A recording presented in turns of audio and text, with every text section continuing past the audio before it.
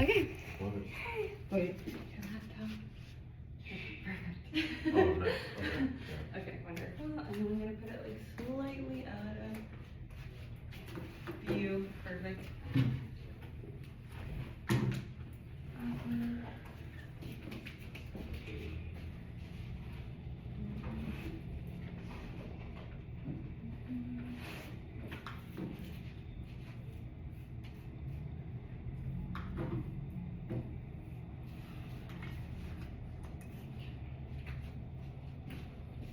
Yay.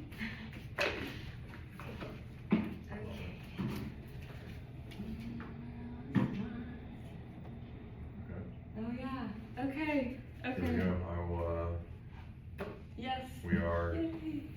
recording. Here we go. Here we go. Here we go. Okay, perfect. Hello, CJ. Hello, Mia. Here we Hi. go. Good. Okay, so I know that you just came out of a retreat, right? Yes. And are you still lingering in that space now? 100%. Okay, tell me how and what. I mean, anytime you enter the medicine space and work with the medicine, whether you're helping guide, facilitate, or as a participant, I think it's really challenging to come back into quote unquote reality and kind of put on this mask, if you will. And I mean, just like walking around Cambridge today, I think you feel a little raw. Mm-hmm. Really raw emotionally, spiritually, physically, even after being in such a, in witnessing such challenging things and having to deal with challenging things from participants. It's really, really interesting to be back in like the real world. It takes a minute. It definitely takes a minute and can be really confronting. So. I bet, yeah. I mean, I'm curious with that, like when you say the real world, because sometimes you don't really know what's real in that space. Yeah. Do you find yourself having trouble with or questioning reality in your integration, or no? Mm-hmm. Absolutely. I mean, I don't know about like reality, if you will. I think it's. But more so that it's very challenging to come back into an environment like this when a medicine experience is so real, right? Mm-hmm. Is so it's so tangible, it's so palpable, it feels so real again, and then coming back into this type of environment, into the class, right? And it's so normal and so normalized to talk about like, oh, we drank 30 beers over the weekend, or we did this, we did that at a tailgate, right? And versus it's incredibly invalidating and really not accepted whatsoever to come into class and be like, oh, I had a crazy psilocybin experience where I met my ancestors and lived 10,000 lifetimes, right? It's like, you're a crazy person for that, but yet it's so normal for the other things. So I think it's really challenging to come back to this quote unquote real world after having these types of experiences. Yeah. Mm-hmm. Yeah, I can imagine. It's different for everybody at any time. Like Yes. you cannot guarantee what's going to happen. What I would love to know is, what is your role in these retreats? What do you do, and what do you love doing at these retreats? I mean, my role is very secondary, if not tertiary. My role is to get participants there, right, and kind of make sure everything's set up so that I call them Michael Jordans, right? Our facilitators, our guides, our coaches, so they can do their job. Like my job is to set them up so that they have the space, the food, the participants to actually work with. And on top of that, I do help guide, if you will. I'm a sitter, and really I mean ensure that everybody has, I'm essentially the bitch boy. I don't know, right? Like the water boy? Yeah, exactly. Like, if people need blankets, I get them blankets. If they need water, I get them water. You're an angel. Exactly. Yeah, exactly. Yeah. Right. From bitch boy to water boy to angel. Exactly. Yeah. And this retreat, actually, I was able to. I played the drums growing up. So this retreat, our lead facilitator, Athena, like she had a hand pan. And she let me play that for a bit, so I was able to kind of get into the musical side of it on this retreat for the first time, which was really interesting. But yeah, more or less, I am the person that just helps organize and then gets people water. Yeah. We need people like that. Exactly. Everyone wants to do the ecstasy, no one wants to do the dishes. And we need people doing the dishes, guys. 100%. 100%. 100%. Yes.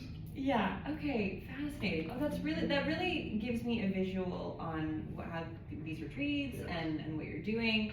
And have you ever thought of sitting with MAPS or with Zendo Project? If you imagine you've heard of them. 100%. Yeah.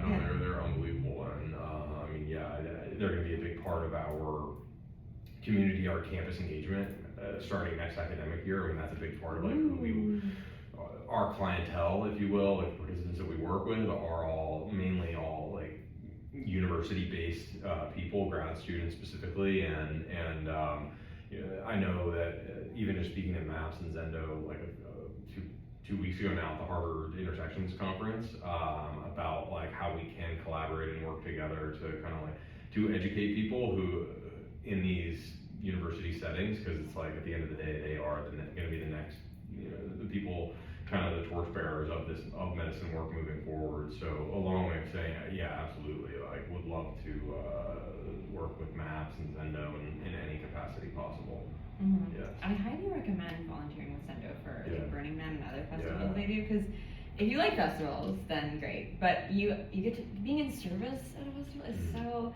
But I know we gotta, the Truxtun mission, we gotta, do that. I'm not there to speak about them too much. But so you're a millennial, correct? Yes. Okay, I'm a millennial. Yes, I'm a millennial as well. And it's interesting because we're not. I'm not like working in schools with Gen Z. Mm-hmm. Gen Z are friends. I'm actually on the cusp of Gen Z, but I'm helping work in schools with kids Gen Alpha. And then any kids born this year and after, Gen Beta. You have kids, they're Gen Alpha. So I want to kind of pivot the conversation to talking about, like you said, the generations that are entering this world right now. And kind of getting visionary a little bit, because when I messaged you to talk with you, I was very inspired to talk about this sort of vision of a world that was brought to me through reading Martin Prachtel's The Smell of Rain on Dust, which is a book about grief. And he talks about how if somebody has some sort of ailment, illness, sickness of the mind, body, soul, there's great cultural concentration to make sure that this individual does healing work before re-entering the village or the community. And I just thought that right there, of course.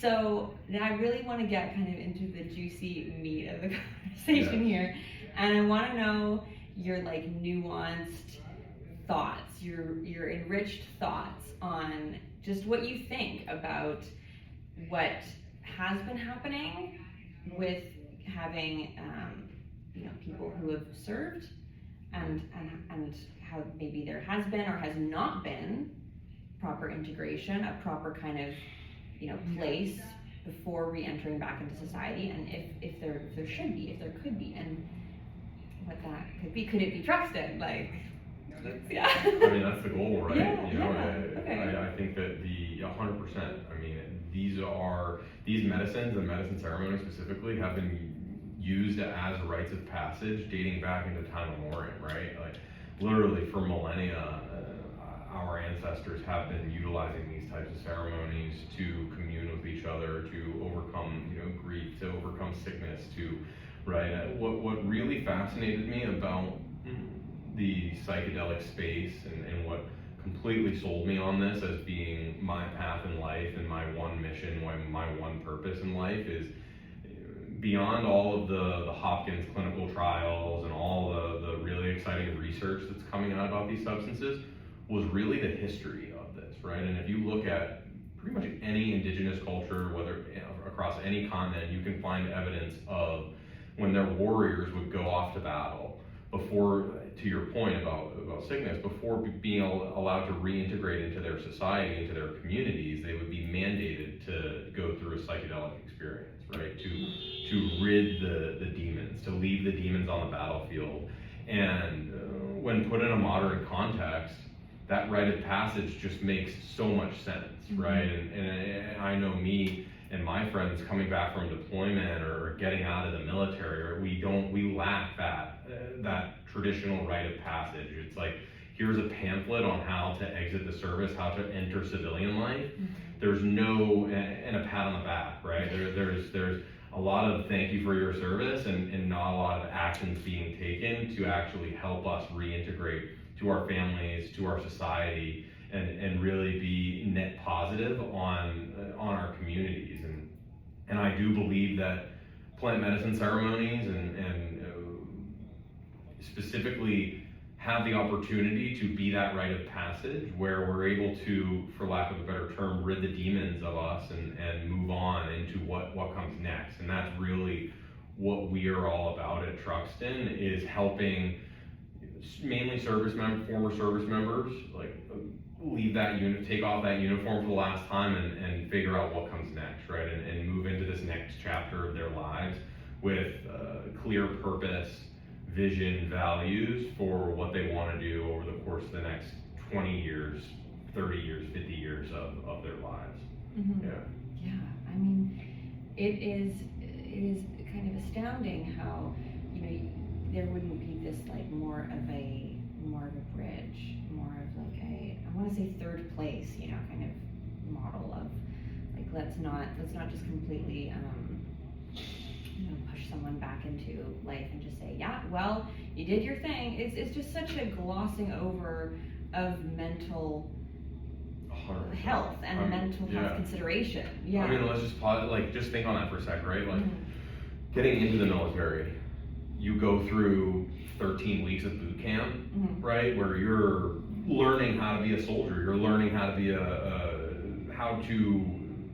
how to dress, what to wear, how to essentially be, right? In every facet of life. From the time you're 18 years old, you're told what to wear, where to be, when to be there, everything is taken care of for you. And then when you get out of the military, there's no like reboot camp. You don't go through a 13-week essentially like program to help you enter back into society. There's like a PowerPoint presentation by another government employee, right? Like there's nothing like the transition assistance program. If you ask any military person about TAP, transition assistance program, they would laugh in your face because it's such a joke, right? We just do not have anything that is that helps. That's why you see so many other veteran nonprofits like popping up all over the place, because everyone's like, dude, there's a massive problem here. Our brothers and sisters aren't getting the help and the service they need following their time in service, so we take it upon ourselves to try and help our brothers and sisters out, right? So yeah. Do you kind of say maybe people who work in and around this TAP program, for example, like, do they just think that you're just grateful to be back home with your family, your friends, like away from that environment? Yes, and I also think there's a massive disconnect between like what the civilian world actually is and how you actually translate your skills that you gained from your military experience into civilian roles. Like if you actually look at it, it's like 61% of veterans are underemployed at the 6-year mark, 6 years after getting out of military service, right? Because I think a large part of that is because there is no proper handoff from these programs into civilian life, where we have like this massive leadership chasm. And I think part of it is also we are ripped away from our tribe and placed elsewhere, right? Where people don't necessarily understand the military experience, what we've actually gone through, and we've been a part of this tribe for such a long time that we are, I think a lot of our mental health problems that people see and hear about come from that loss of mission and loss of being around our friends, like our tribe, for lack of a better word. Okay, yeah. So there's so many things I want to touch on, because you mentioned in your last answer about how you know this is the one thing you want to dedicate your life to doing, which is, I wish everybody knew that. I wish everybody knew what they were meant to do. Whatever religion, whatever belief system you have, I just think that would go so far in mental health. Resilience installed kind of thing. But you and I were just talking on in setting this up, we were talking about rites of passage. And when you mention the term tribe, I think about rites of passage, because I feel like what holds cultures together that say, like cultures that say don't have CVS's on every corner. They don't have, they might not even have some of like the dental care and stuff that we have, our insurance. They do not care. They do not have skyscrapers. They're not caring about a Roth IRA.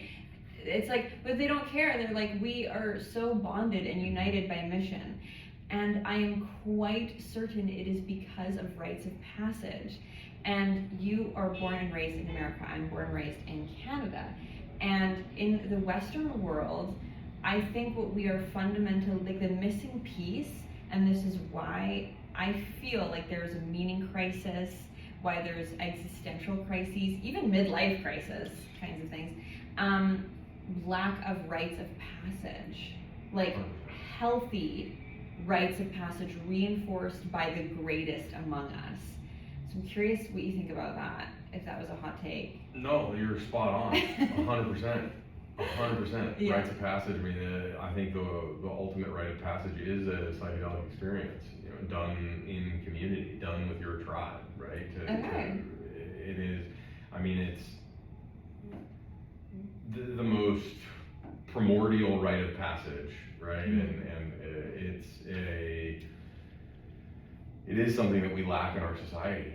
We just lack that communal space to go and work through our problems together, right? I think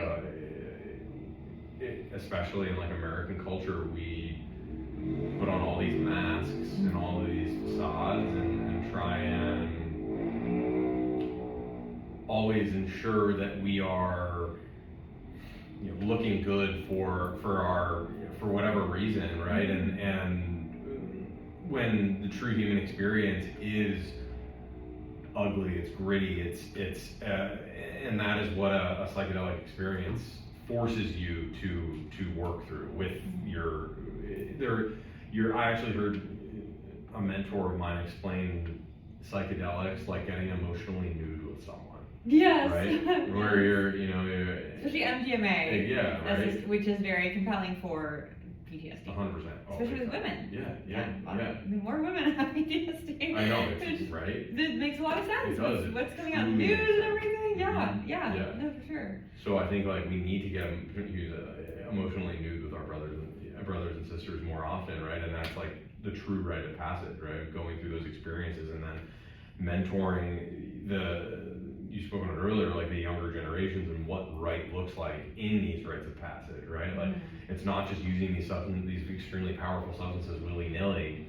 It's developing a culture of reciprocity and respect around these substances and around these rituals that are able to be passed on to our kids, to their kids, and et cetera, et cetera.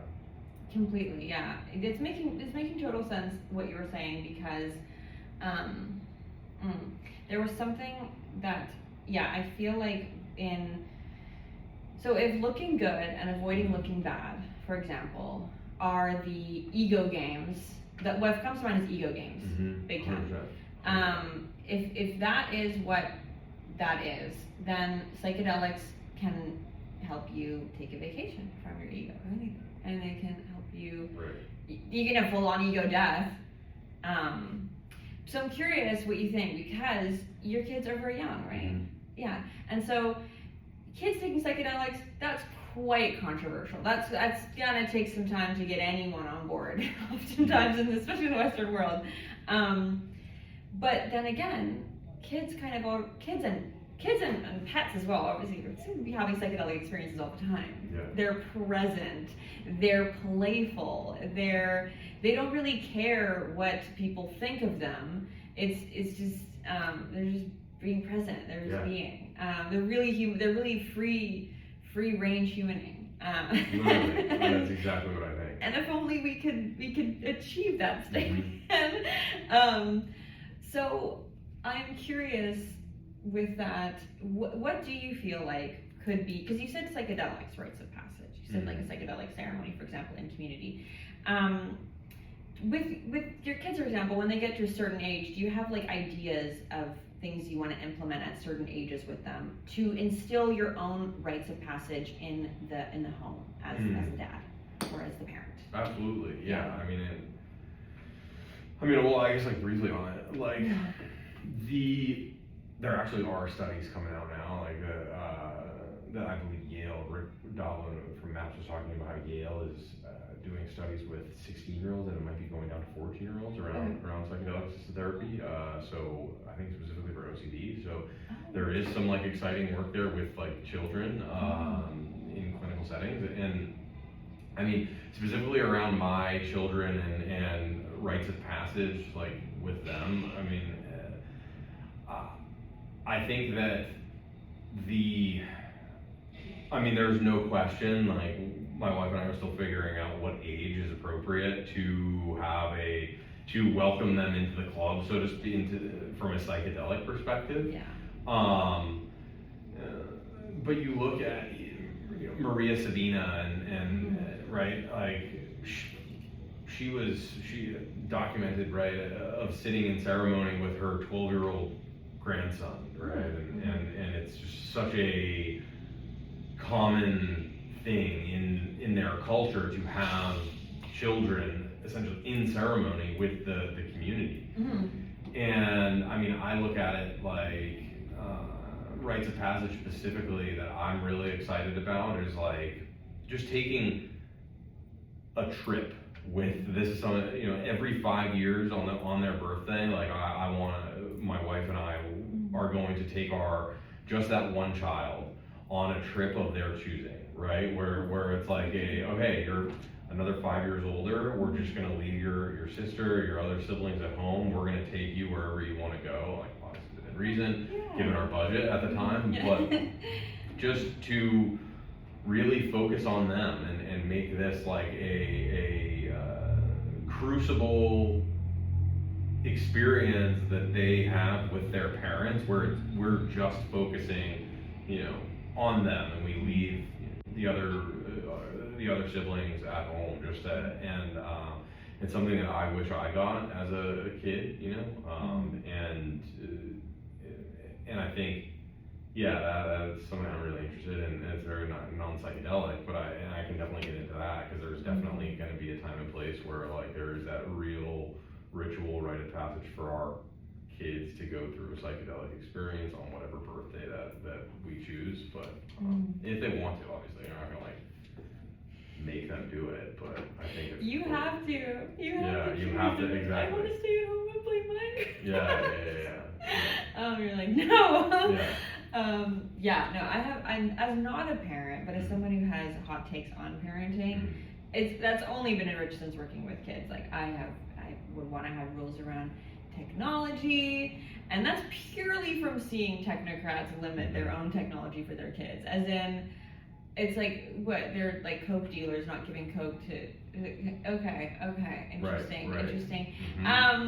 So I'd be like, okay, let's emphasize learning languages. Learning languages is great. Yes. Traveling is great.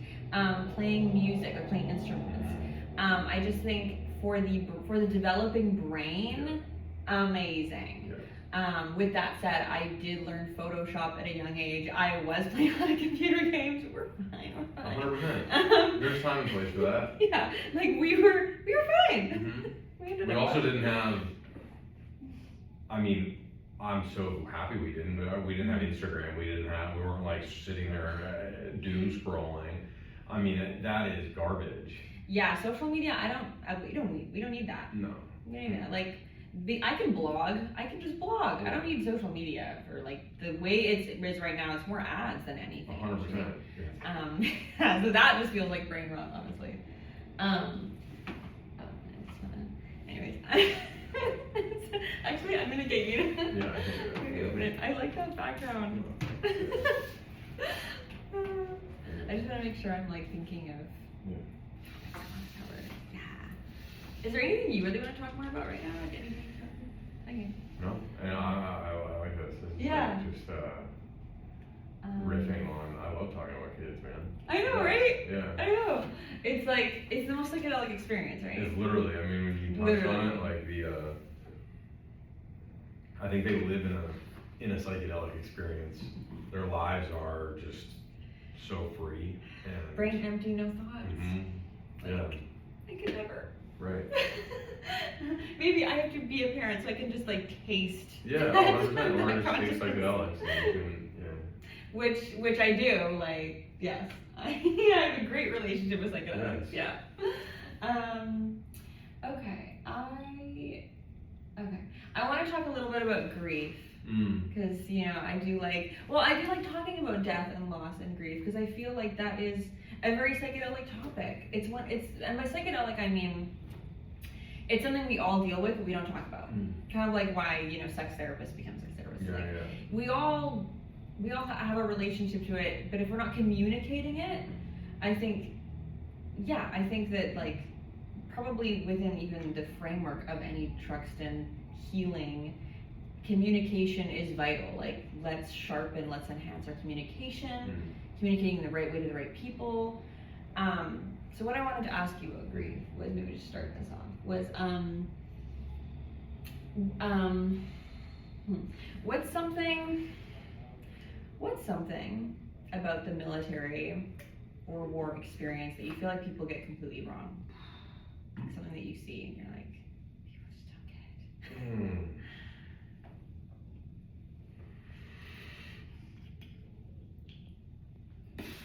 That's I mean, wow. That a lot of our trauma doesn't come from combat. A lot of our, I mean, even like the global war on terror, right? Like, we've had since 2001, roughly a little over 7,500 combat deaths. And then on the home front, since the same time, we've had roughly 150,000 deaths by suicide, which is just crazy, like orders of magnitude more. And a large part of those people that have died by suicide never saw combat, right? Like, and it's a, people think that our trauma comes from seeing our buddies blown up, and it's really, in large part because when we tie our identity to the uniform and to the mission and to our brothers and sisters, and then we're ripped out of that environment, we no longer have people to commiserate with. We no longer have that identity. We no longer have that purpose. We no longer have that mission that we are all unified in achieving. That loss is so deep, and it is, when it's not replaced by something, when it's not replaced by a rite of passage, for example, and we don't have that transition, that's where a lot of, I think, the problems come from. And then on top of that, to this point, a lot of people join the military because they are searching, because they are already messed up in some way, shape, or form. They are trying to prove to someone that they are worthy of their acceptance, that they are worthy, that they are manly, right? So they join the military already as I don't want to say broken, but already dealing with mental health issues in the first place. And then the military acts as like an accelerant to those already pre-existing problems. And I think that is something that a lot of people don't understand. Yeah, interesting. Okay, so I'm curious, like with your relationship with grief, how has that changed over your lifespan? You know, with serving and coming back and having a family. It's made me.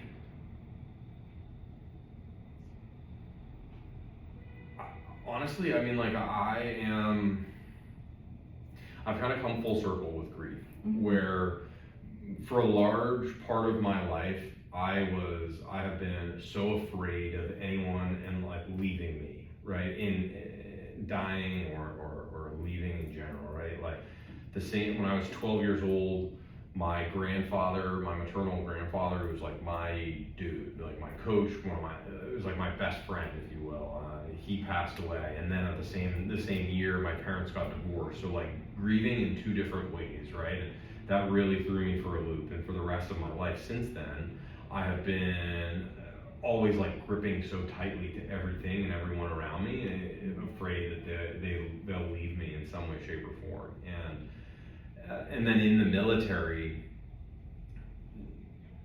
I had unfortunately many soldiers attempt suicide and die by suicide.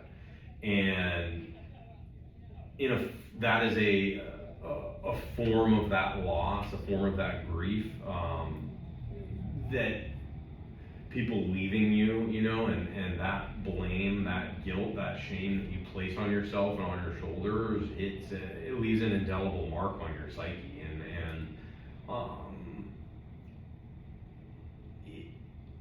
It is, when I say it's come full circle, because through work with plant medicine, you know, you do find that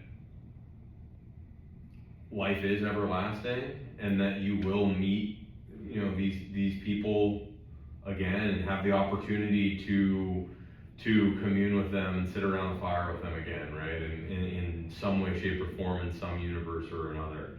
I know that sounds kind of crazy, but I feel You mean like spiritually? Spiritually, Yeah. 100%. Yeah. I mean, like in my medicine journeys, I have spoken with my grandfather and sat around a fire with him again. I have come to peace with these soldiers. I've spoken with these soldiers that have left this world through their own hands, right? And have been able to really find peace in that way. And it's extremely helped me in my grieving process to know that, you know, this life is one of infinite, and we're going to cross paths in some way, shape, or form again. And I am grateful for and excited about the lessons that I have learned and the experiences that we were able to share in this way, and then I'm excited to see them again. If it's a crazy thing to talk about, then you're talking to a fellow crazy person, because like I have a very similar, if you could say, wound in that way, because as someone who lost my mother very young, you know, every wound, every even slight hint that someone will want to leave, you know, even just they want to move away to a different country than me or something, or someone I'm very close with, they get a diagnosis or something, or they fall ill, or they just want to have a new circle of friends or something, and they want to leave the circle of friends that they're in, which I'm in. Every wound comes back to that original wound, and I know it does, of losing, you know, my mother, right? And so it's very similar. So I know what you're talking about with that. And I hate abandonment. The idea of abandonment is just like, it's gutting. Has that come up for you a lot in your experiences? Yes. Like, you mean psychedelic? In life experiences and psychedelic experiences, I imagine that's incredibly. But like my relationship to abandonment, it had to change, because you can't live life that I mean, you could, but it would feel like a life just suffering way more than you need to. Mm-hmm. So I felt like I had to change my relationship to how I relate to abandonment, and thankfully that was really brought into perspective when I sat with ayahuasca for the first time. And I'm a fellow crazy person because I sat with ayahuasca for the first time, and I didn't purge, didn't really feel like anything, momentous was just like, gooping out of me or anything like that. But by the end of the whole, just like the veil feeling like it came off, and I felt like I saw the true forms, kind of like Plato's forms for the first time. I felt like, so I looked into the fire, and I swear to God, I thought I had a spiritual conversation with my mom. And it was just very like silent, very humbling. And then when I emerged from that conversation, I, came to more of my senses. And when you have that experience where you interact, you feel like you swear to God you have a conversation with someone who died, you're gonna take that medicine again. You're like, yeah, I'll do that again.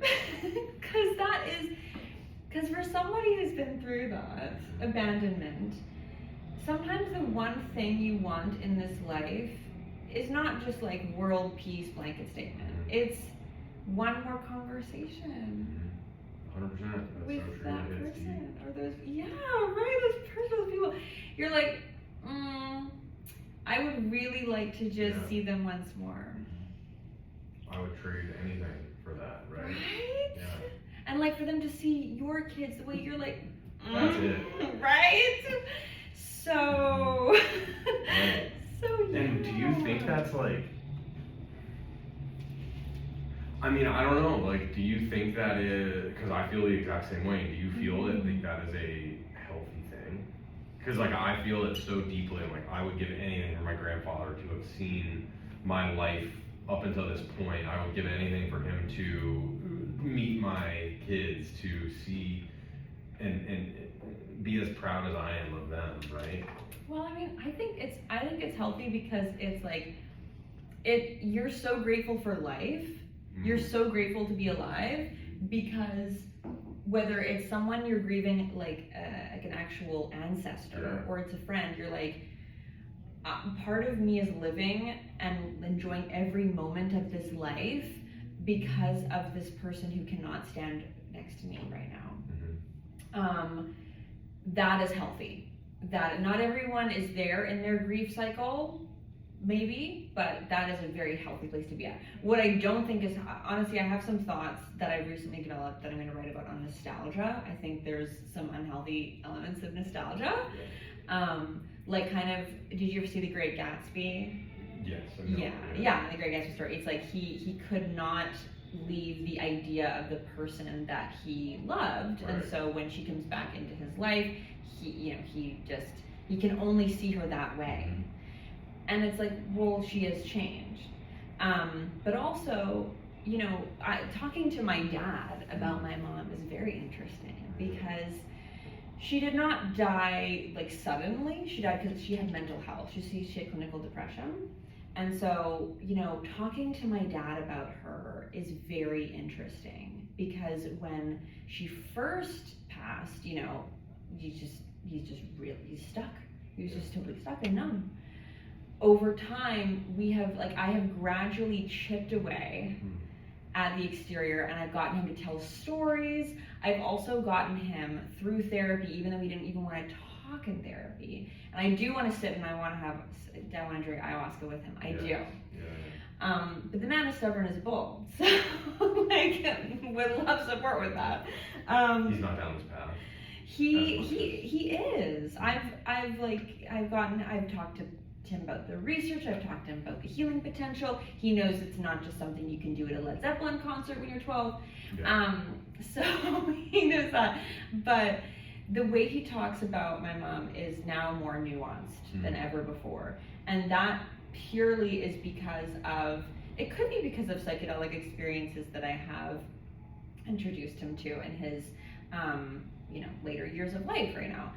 But I also think it is because of therapy that I frankly did drag him to, even though he didn't want to talk. The way that he thinks about my mom is not just,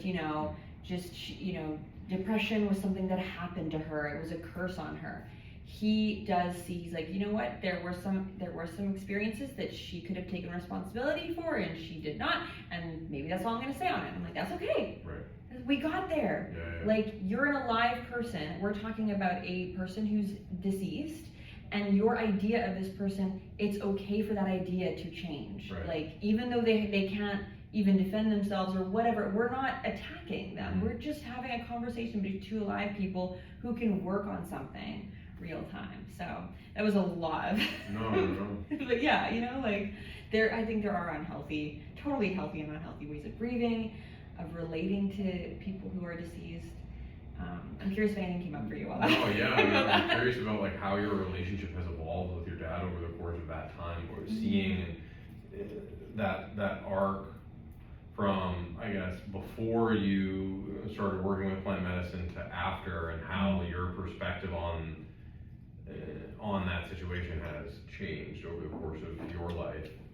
Yeah, I think it's made me more open-minded. Like, I was a perfect person to take psychedelics because I was very narrow-minded, and I was straight edge too. So for me, I only took it because I only even looked into psychedelics because of its mental health research that I had seen and stories that I'd heard from people in my life, and they were like, yeah, it's quite a time, and it also was a very significant spiritual experience. Right. And I was like, oh, okay, that sounds cool, but I was not down for that. I had to push myself to do that. And then once I did, basically, my dad is my best friend. He's been my best friend all my life.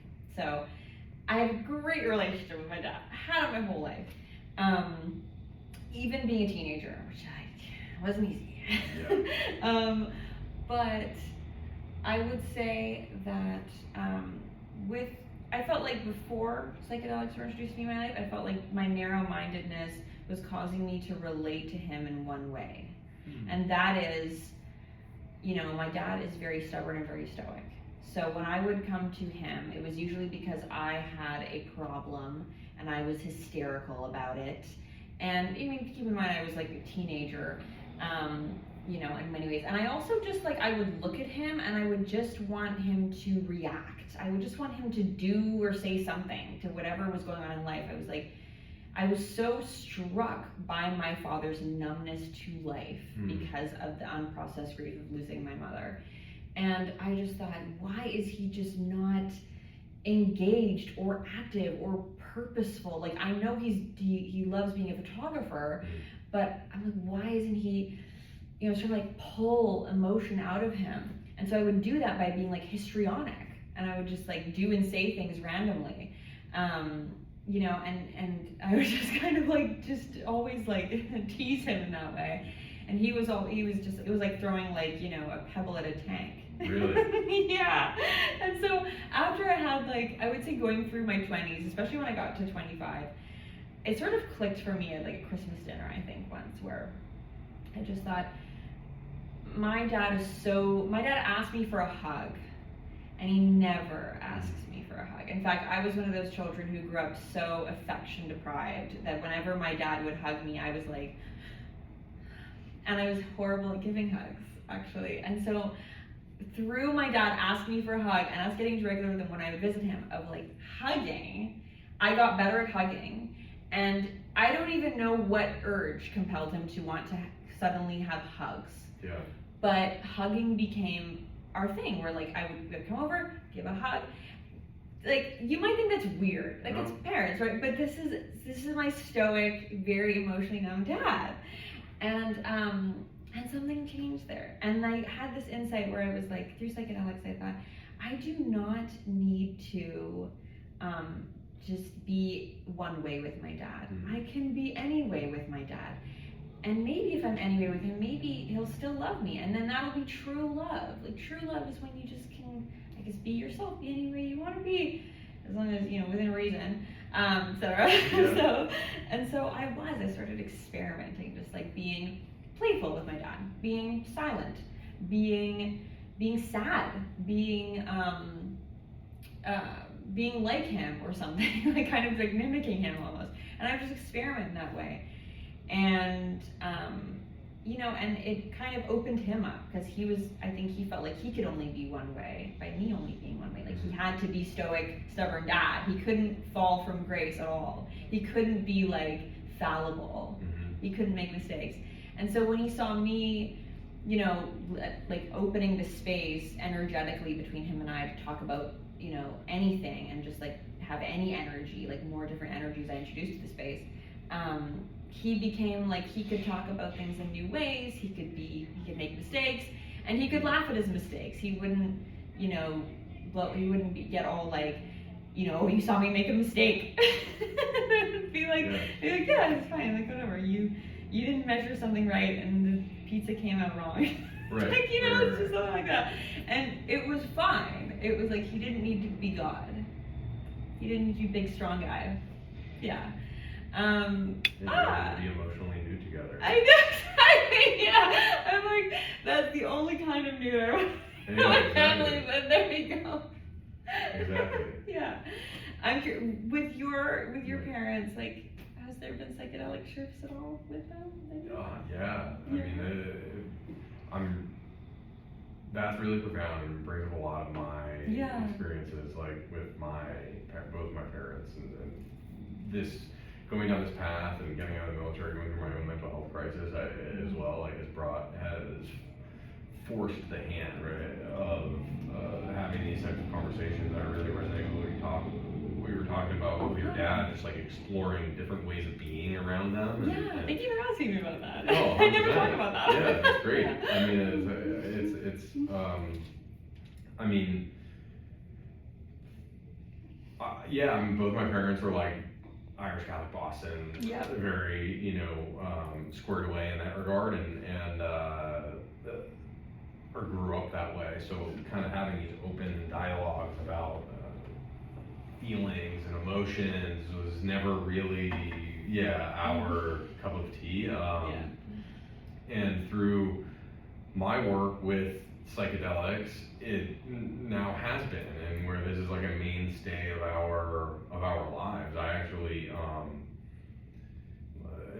about a year ago now, like sat with my mom through a psychedelic experience and had a journey with her, and it was like, I mean, her words not mine, but she said, you know, the birth of me, the birth of my brother, and that day was the top 3 moments of her life. So it just goes. Wedding day. I mean, my parents are divorced, so okay. Probably maybe one day, once upon a time, but not anymore. Wow. But yeah, it goes to show, I think, just how spiritually significant these moments are, and what they can bring about in the relationship with oneself and one's family. So yeah, just incredible. So to answer the question, yeah, 100%. I mean, going down this path, psychedelics you feel like a flower blossoming and opening up to many different ways of being versus what you were talking about, just like, I am this way, my parents are this way, and that is how we need to be. That is how it is, yeah.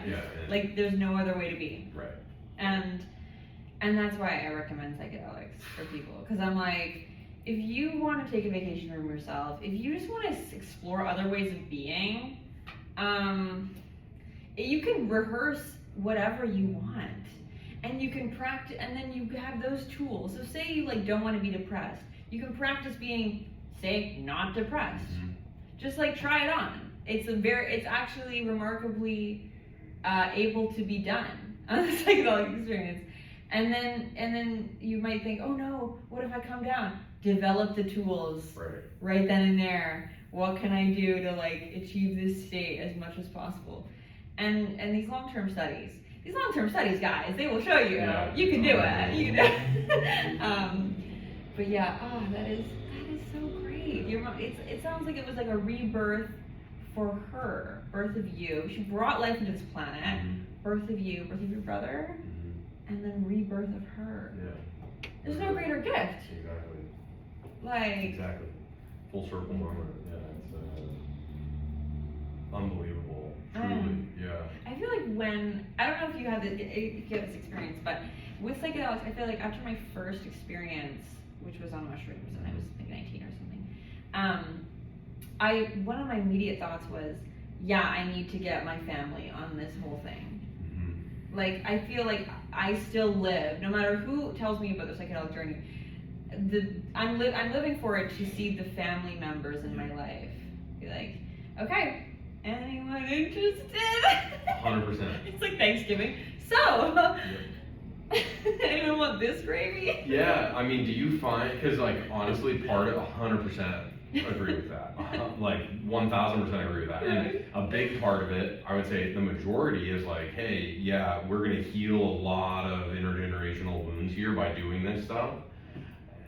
And a small but also sizable part of me is like, I've been looked at as crazy by people that are very close to me for so long because they are still living in a world where these are for big bad hippies, and you know, oh, if I take this, I'm gonna sing Kumbaya and dance around with flowers in my hair, right? It's like, so I guess, where are you on that spectrum of like, I want my family to heal from intergenerational wounds, and I want them to stop looking at me like I'm a crazy person. Yeah. I mean, I had to really let go of the way they saw me, which is hard because my family's Roman Catholic, so I grew up into a Sicilian family. And, you know, it's also what happens, especially in families that are heavily into, say, religion or have like a religious background, is that secret keeping and not telling anybody outside the family anything about the family is the MO. I'm going to talk around it. 100%. Yeah, keeping up with the Joneses. It's like, the healing is there. The healing right. can be there. It's literally. Because like going to therapy, it's not in their idea of any healing. And I'm like, and sometimes I think, you know, you guys don't need to blast off to Mars and take a whole bag of mushrooms. That's not what I'm saying. Just talking to somebody, it's okay. But you know, we've gotten to a place in society where people being estranged from their families is still quite. It's still quite taboo, I'll say. And we're getting there. We're getting there as a society to be like, hey, there are certain instances, and it's your call, always at the end of the day, if you still want to have a connection with your family. I cherry pick family members, I really do. In the sense of like, I love my family. And also, I would not let every single family member into my home. Right, yeah.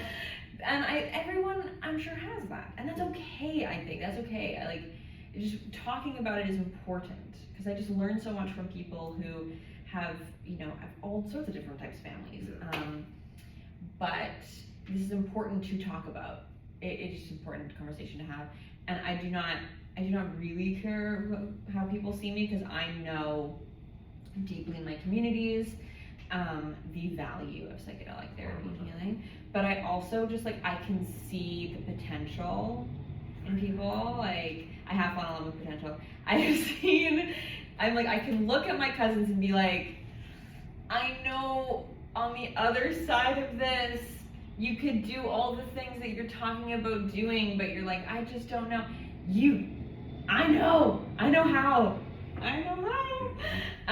But also, you know, I have to get over myself too, because it can lead a horse to water. That's what it feels like many, many times. Yeah. Especially working in this space, it's like you can shout and scream and you're just like, show people or try and show people the way, and you can lead a horse to water, but at the end of the day, you can't make a drink, and it is at times so frustrating because you just want to be like, dude, I'm just trying to help people, you know, and you're just trying to help. Like, I want what you want for you. Exactly. I don't want some idea of you for you. Right. I actually love you, and I want you to have everything that helps you that you want. I don't want you to have everything that you want. I want you to have what you need. And you know what you need. That's what I want for you. And I know that the medicine will show you, because that's how the medicine works. It doesn't give you what you want, it gives you what you need. And that's why it's so important to integrate experiences, right? Because it may be fragile after. You may feel like you don't want to, right? Like you didn't get what you wanted, you didn't get what you needed, but it takes time to see. And I mean, I think that's why people get afraid of working with these substances, even though it's just like, oh my God, I just want, please. I just want the best for you. Exactly. It's, yeah. Yeah, no, it's so true. I mean, it's like the art of minding my own business and that endeavor has been a thing, because I'm like, you know what, I'm just gonna keep doing my own work. I'm not perfect. I'm not even trying to be perfect though. I think striving for excellence is a beautiful thing. And I do that. I strive for mastery. I strive for excellence in certain domains and topics. I'm not trying to heal the world at all. I'm not trying to save or rescue people. But there is that urge within sometimes when you know how good this stuff can be. You know how but it is also a magical combination too. It's not like you can just give. Like, I'm sure you've sat in retreats and you thought, I could give this to someone that I really know would benefit, but it wouldn't, like, you can't replicate magic. That's not really how it works. Yeah. You just hope that they feel, you just want to give that feeling, that visceral feeling of wholeness, of oneness, of peace, serenity. You just want to give that feeling to other people that you know aren't experiencing it or aren't even close to feeling that, and are so detached from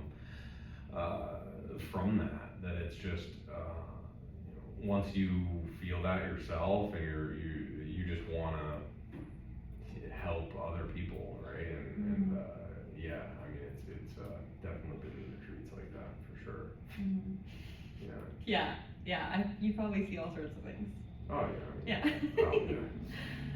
Yeah. It's powerful. Yeah. That's humbling work.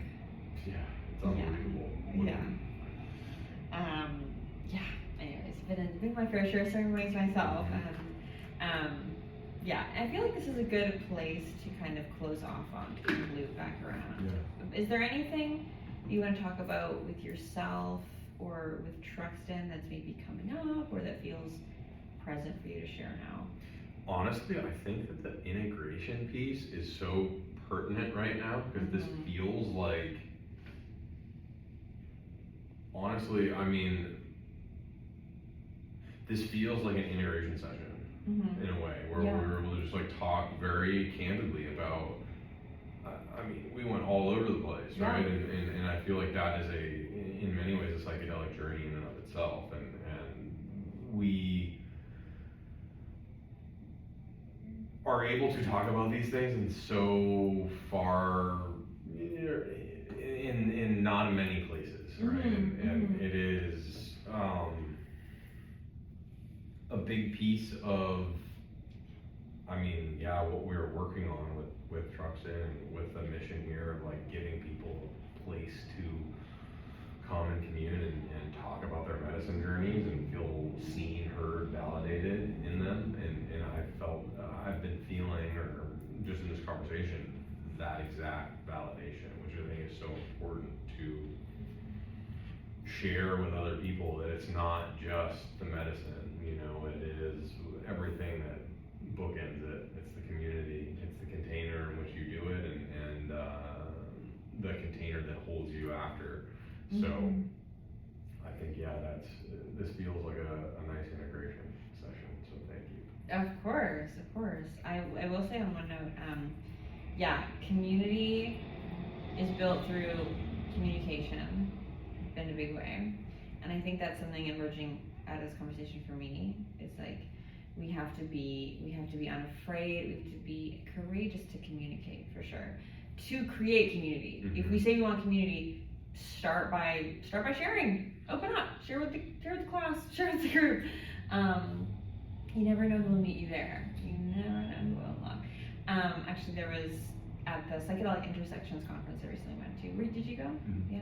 I went and I had this wonderful conversation with these people who started a mushroom church. I think it's called Antheo Temple. Oh yeah.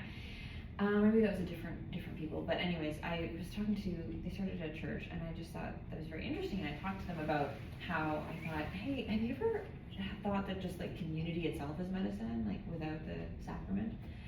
And they were like, yeah, totally. And I told them that when I sat with the Santo Daime and drank ayahuasca, after about 15 ceremonies, I felt the healing energy of just like the field of healing and the current in the community, that I thought, I asked the wisdom keeper, he's not called a shaman, he's a wisdom keeper, and I just asked him, I said, hey, could I sit in ceremony and not drink and not have any cups of any medicine?